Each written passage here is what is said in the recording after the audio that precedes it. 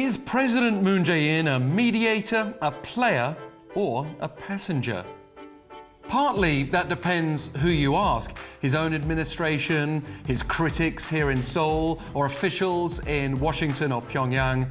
Whatever you want to call it, Moon's role remains crucial though in shaping what happens next between the US and North Korea. I'm Alex Jensen for Korea Now.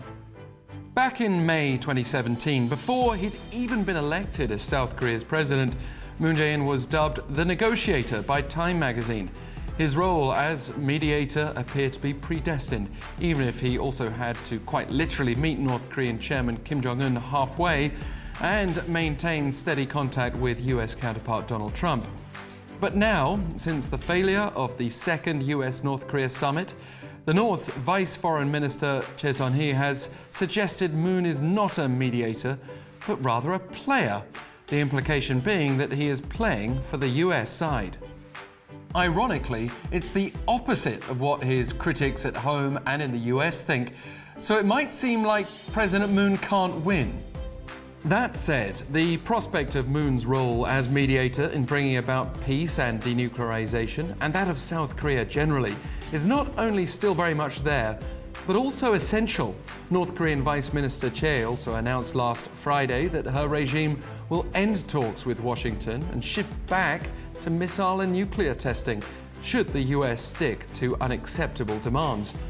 US President Donald Trump's top aides hit back, condemning her statement as unhelpful, to quote National Security Advisor John Bolton, who added that it would not be a good idea on their part.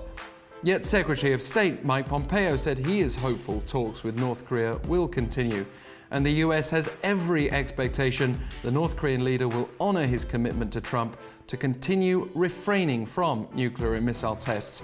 As key negotiator and special representative for North Korea, Stephen Biegun insisted diplomacy is still very much alive. Pompeo's also said the people of South Korea are determined to help us get the nuclear weapons out of North Korea. South Korea has certainly repeatedly shown its desire to keep discussions going.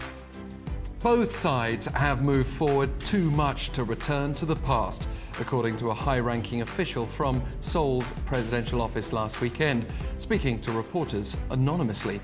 He said it was necessary from the US side to reconsider its so-called all-or-nothing strategy in dealing with North Korea, that both sides should reach an agreement on a roadmap first and then seek phased progress in the denuclearization process in order to turn a so-called small deal into a good enough deal. He additionally said that Seoul and Washington are continuing close consultations, while it also appears inter-Korean talks will soon resume, based on comments behind the scenes and from high-level officials. Now that sounds very much like mediation, whatever North Korea wants to call it.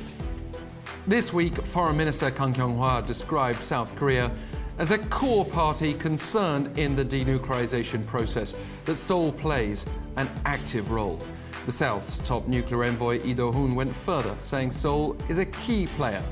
Perhaps the important point here is that President Moon is indeed a player, but that his playing position remains mediator, and that North Korea knows it, but is likely pressuring him to mediate a little harder in the name of inter-Korean cooperation and encouraging a breakthrough when Washington and Pyongyang get stuck, which seems to be the case right now.